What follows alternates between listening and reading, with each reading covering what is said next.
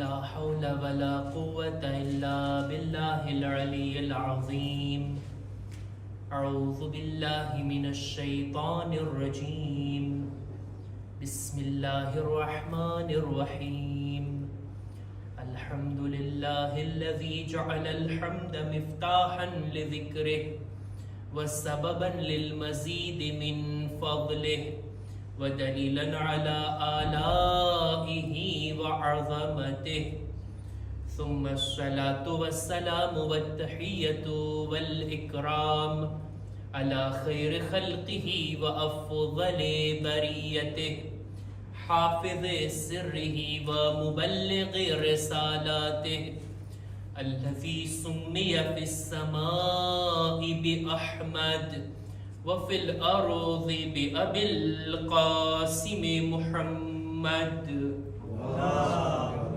صل على محمد وآل محمد وعلى أهل بيته الطيبين الطاهرين المعصومين المظلومين ولعنة الله على أعدائهم أجمعين أما بعد فقد قال رسول الله صلى الله عليه وآله وسلم فاطمة بضعة مني صلوات بر محمد وآل محمد اللهم صل على محمد وآل محمد أيام ફાતિમિયા કે જેનો આગાઝ આવા દિવસોની અંદર થઈ ચૂક્યો છે.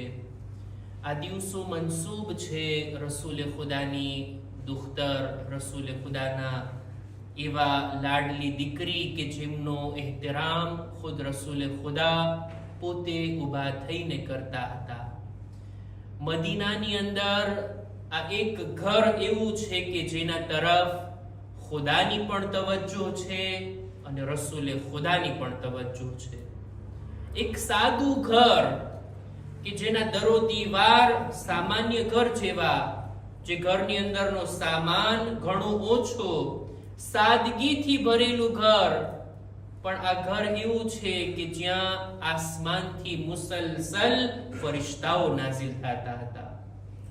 આ ઘર એ છે કે જ્યાં અવારનવાર જિબ્રાઈલ કુરાની મજીદની આયતોને લઈને આવતા હતા. એ ઘર કે જેના તરફ રસૂલુલ્લાહની ખાસ નજર હતી. એવું શું હતું આ ઘર ઉપર અને આ ઘરના દર ઉપર કે રસૂલે ખુદા દરરોજ ત્યાં આવીને આ રીતના સલામ કરતા, અસ્સલામુ અલૈકુમ યા અહલ બૈત નુબુવા. ક્યારે પણ સાએલ આવતો, કઈ ચીજ રસૂલ ખુદાથી તલબ કરતો, રસૂલ પાસે કઈ ના હોતું એટલે તરત એક ઘરની તરફ ઇશારો કરતા, આ દર ઉપર જા, ત્યાંથી કોઈ ખાલી હાથ નથી જાતું. કયું ઘર છે એ મદીનાનું? કયો દરવાજો છે? બીજો કોઈ નહીં, રસૂલની લાડલી દીકરી સૈયદતુ નિસાઇલ આલમીન હઝરત ફાતિમતુ ઝહરા અલૈહા સલામ.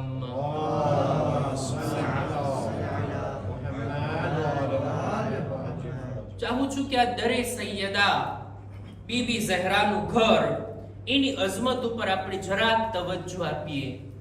આ ઘર ઈ ઘર છે કે જેની અંદર એવી હસ્તીઓ રહે છે કે જે રસૂલ ખુદાના અત્યંત મહેબૂબ છે.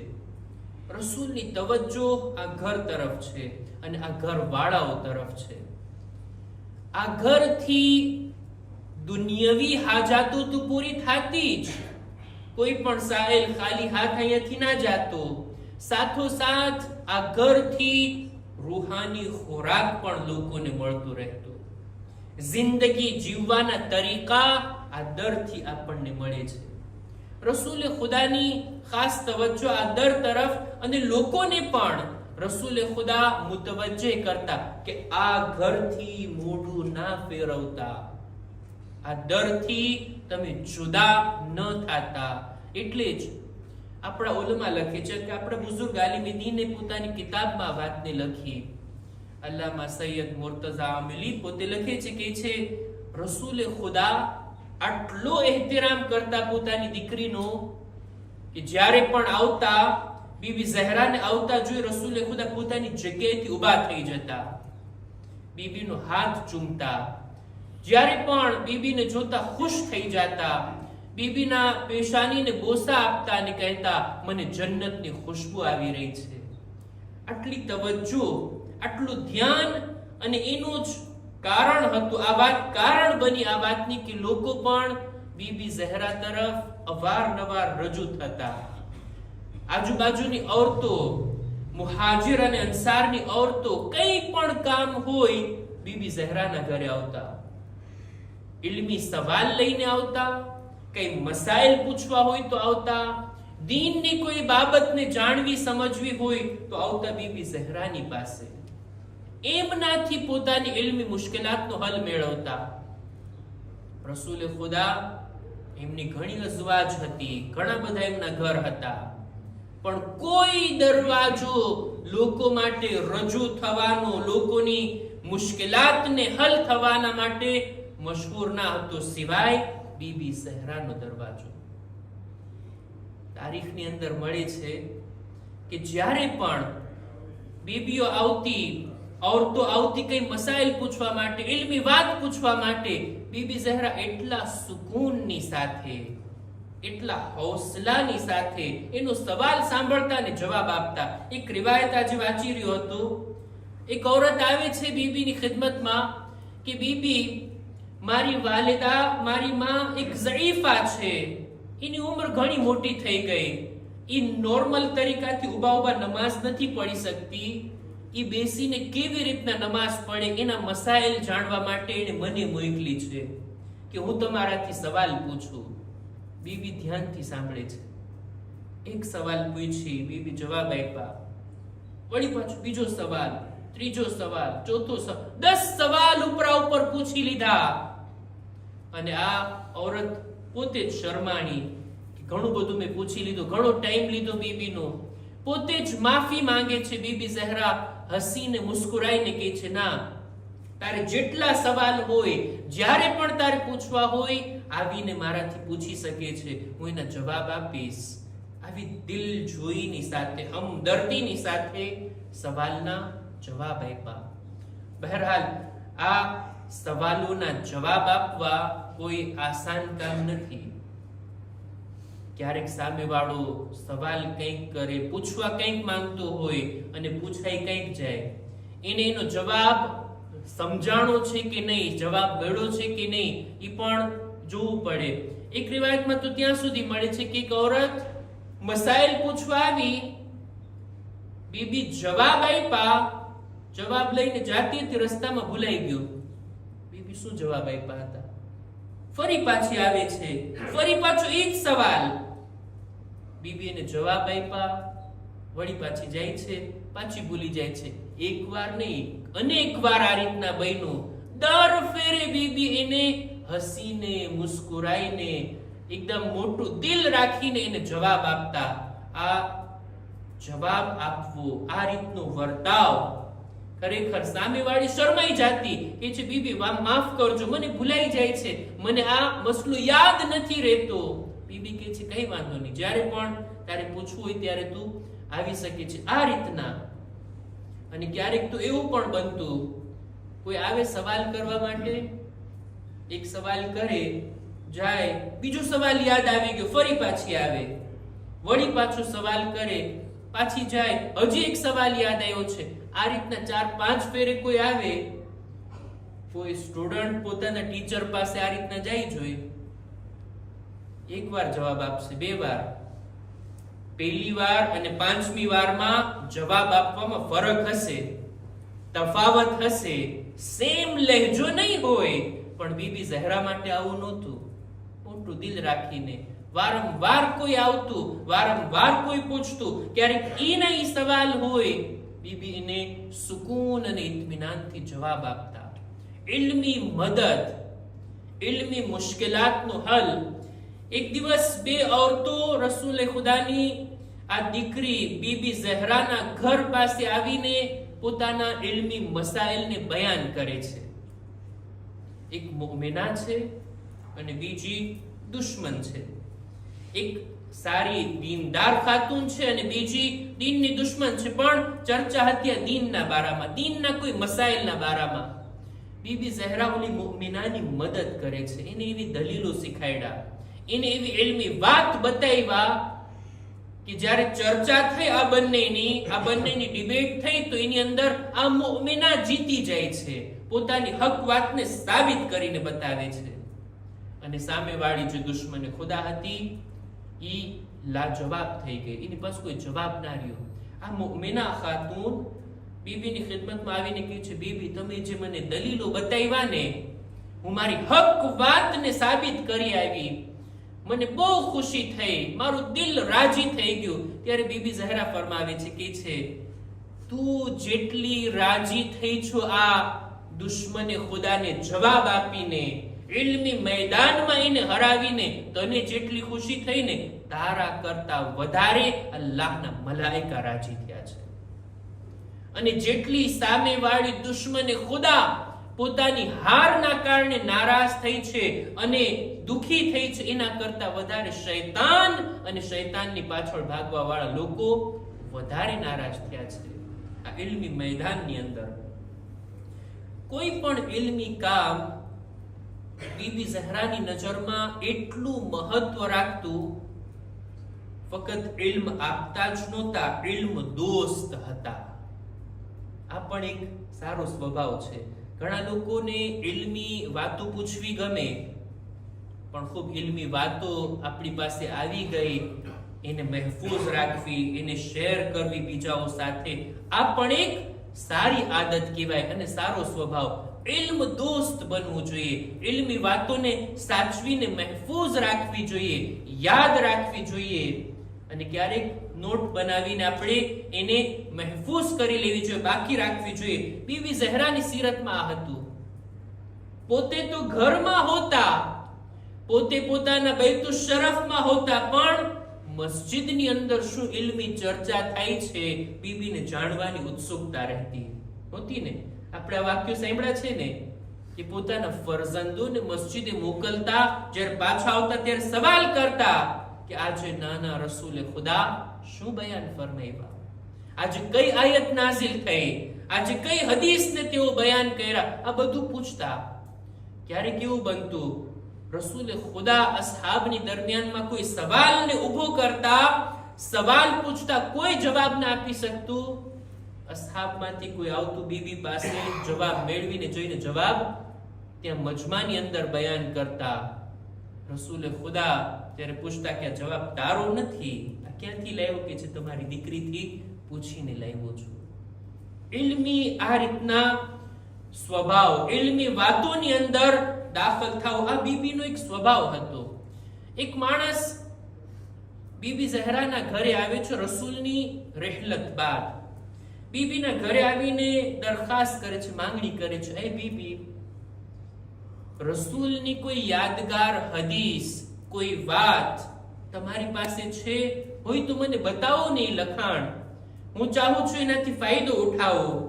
બીબી ચાહતે તો પોતે હદીસને બયાન કરી દેતે, પોતે જે કઈ સાંભળ્યું છે રસૂલથી આ માણસને બતાવી દેતે, પણ નહીં. બીબી કહે છે મેં રસૂલની બયાન કરેલી હદીસને નોટ કરી છે, હું તને લખાણ બતાવવા માંગુ છું. એટલે બીબીએ પોતાની કનીઝને હુકમ આપ્યો, જા આ લખાણ, એક હદીસ જે કપડા ઉપર મેં લખી હતી, જા તું એને ગોતીને લઈ આવ. આ કનીઝ જાય છે, ઘરની અંદર જુએ છે, એને આ કપડું મળતું નથી જેના ઉપર આ હદીસ લખેલી હતી. આવીને કહે છે બીબી કપડું મળતું નથી, ખબર નહીં ક્યાં રાખી દીધા છે, ક્યાં મૂકી દીધા છે. બીબી આ મોકા ઉપર નારાજ થયા, કે છે ના, પૂરા ઘરની અંદર તું તલાશ કર, મારી આ લખેલી હદીસ, આ કપડા ઉપર જે મેં રસૂલના શબ્દોને નોટ કર્યા, એની કિંમત મારી નજરમાં મારા દીકરાઓ હસન અને હુસૈન જેટલી છે. પોતાની ઔલાદ ઇન્સાનને કેટલી વાલી હોય કે છે આ ઇલ્મી લખાણ મારી નજરમાં મારા ફરજંદોની બરાબર છે. આ કનીઝ જાય છે, આખા ઘરની અંદર તલાશ કરી અને કપડાને લઈને આવે છે, લ્યો બીબી આ હદીસ. બીબી પોતે આ રીતના કેટલા લખાણ કેટલી બાબતોને પોતાની ઘરની અંદર નોટ કરીને, યાદદાશ્ત કરીને, પોતાના આ ઇલ્મી વારસાને આવનારી નસ્લ સુધી પહોંચી માટે મૂકીને ગયા. અને આ હદીસને બીબી એ કપડાને બતાવ્યા કે જો આ રસૂલની એક યાદગાર હદીસ હતી કે જેને મેં નોટ કરી, અને એ સામેવાળાને સંભળાવે છે. આપણું દિલ ચાહે છે કે નહીં આપણે પણ જાણીએ શું લખ્યું હતું એ કપડાની અંદર, શું હદીસમાં બયાન થયું હતું, કે જે લખાણને બીબી પોતાના ફરજંદોની બરાબર ગણે છે. આ હદીસને બયાન કરવું એ માટે એક આવાજે બુલંદ સલવાત.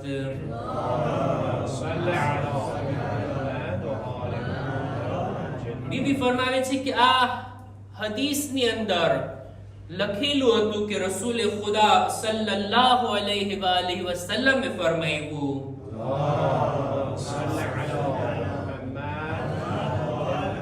ليس من المؤمنين من لم يأمن جاره بوائقه. ઈ માણસ મુઅમિનીન માંથી નથી કે જે પોતાના પાડોશીને કઈ નુકસાન પહોંચાડતો હોય, પોતાના પાડોશીને પરેશાન કરતો હોય, એના પાડોશી અમાનમાં ના હોય આના શરથી, એવો માણસ મુઅમિન નથી. મન કાના યુમિનુ બિલ્લાહ વલ યૌમિલ આખિર ફલા યુઝી જારા.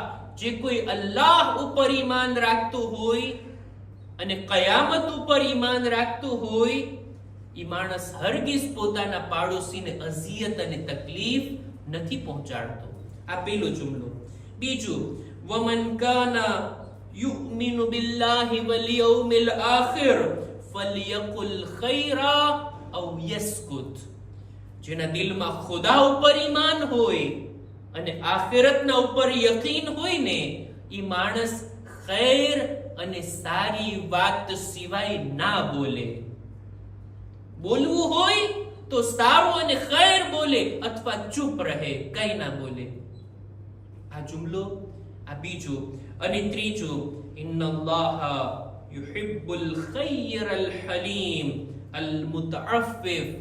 ખુદા દોસ્ત રાખે છે, ખુદાને આવા લોકો પસંદ છે કે જેઓ હંમેશા ખૈર કામ કરતા હોય, ભલાઈનું કામ કરતા હોય, સારા કામો કરતા હોય. અલ હલીમ, મોટું દિલ રાખતા હોય, સહનશીલતા વાળા હોય. અલ મુતઅફ્ફિફ, પાક દામન હોય, બુરા ગુનાહોથી પોતાના દામનને પાક રાખતા હોય. વયુબગિદુલ ફાહિશ અઝનીન અસ્સાલ અલ મુલહિફ. એટલા અઘરા શબ્દો છે, સાદા તર્જુમાની અંદર બયાન કરું તો ખુદાને પસંદ નથી આવા લોકો કે જેઓ બુરા શબ્દો બોલતા હોય, બુરા કેરેક્ટરના હોય, વારંવાર લોકોની પાસે માંગતા રહેતા હોય અને હંમેશા ખોટી કસમ ખાતા હોય. આવા લોકો ખુદાને પસંદ નથી. અને ત્યારબાદ ફરમાવે છે કે ઇન્નલ હયા મિનલ ઈમાન વલ ઈમાનુ ફિલ જન્નહ. હયા અને શર્મ જેવી સિફાત ઈમાનની નિશાની છે, અને જે કોઈ મુમિન હોય તો દેખીતી વાત છે એની જગ્યા જન્નત છે. અને આનાથી ઉલટું, વ ઇન્નલ ફુહશ મિનલ બગા વલ બગાઉ ફિન નાર. અને બેહયાઈ, બુરા શબ્દોને શરમ રાખ્યા વગર જબાનથી અદા કરવા, આ જહન્નમની નિશાની છે, અને આવા લોકોનું ઠેકાણું જહન્નમ છે. આવા જુમલા રસૂલે ખુદાની આ હદીસને બીબી ઝહરા આ રીતના સાચવીને રાખ્યા હતા. લોકો આવતા, અવારનવાર આવતા અને બીબી ઝહરાથી ઇલ્મી ફાયદો ઉઠાવતા. હદીસમાં મળે છે ને, હદીસને મને યાદ છે, ગયા અય્યામે ફાતિમિયાની અંદર બયાન કર્યો હતો કે એક માણસ પોતાની ઝૌજાને મોકલે છે કે તું જા અને બીબીથી આ વાતને પૂછીને આવ કે હું તમારો શિયા છું કે નહીં. અને બીબીનો મુફસ્સલ જવાબ, બીબી જવાબ આપ્યા, એ જવાબ આ માણસ સુધી પહોંચે છે. વળી પાછું ઈ કઈ બયાન કરે છે અને બીબી ચોખવટ કરે છે, અને એક લાંબી હદીસ કે એને બયાન કરવા માટે આખી એક મજલિસની જરૂર પડે. આ બીબી દરેકના સવાલોના જવાબ આપી અને પોતાની આ ઇલ્મી વાતોને ઇલ્મ દોસ્ત હોવાને જાહેર કરતા. દેખીતી વાત છે, બીબીની ઉંમર લાંબી ના હતી. આ દુનિયામાં બહુ ઓછો સમય બીબી પસાર કર્યા, 18 વર્ષની ઉંમર, અને એ પણ બીબીની જિંદગીનો અડધો ભાગ રસૂલે ખુદાની સાથે અને અડધો મૌલા અલીની સાથે. આ બંને માસૂમ હસ્તીઓ નબી અને ઇમામની સાથે, અને દેખીતી વાત છે, નબીના હુઝુરમાં, ઇમામના હુઝુરમાં ઇન્સાન કેવી રીતના પોતાના ઇલ્મનો ઇઝહાર કરે.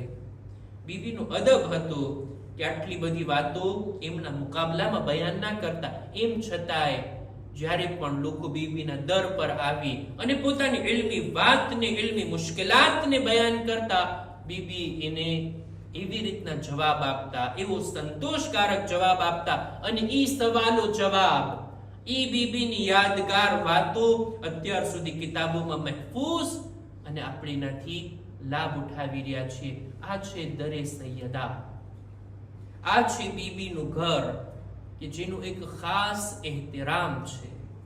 કોઈ મામૂલી દરવાજો નથી, તે મલકુલ મૌત પણ વગર ઇજાઝતે દાખલ નથી થતો.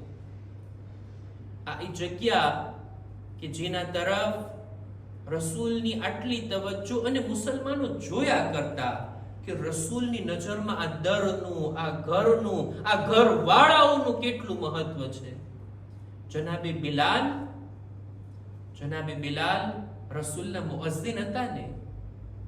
જ્યારે પણ નમાઝનો સમય થતો, બિલાલ આવીને અઝાન કે પછી રસૂલ નમાઝની શરૂઆત કરે.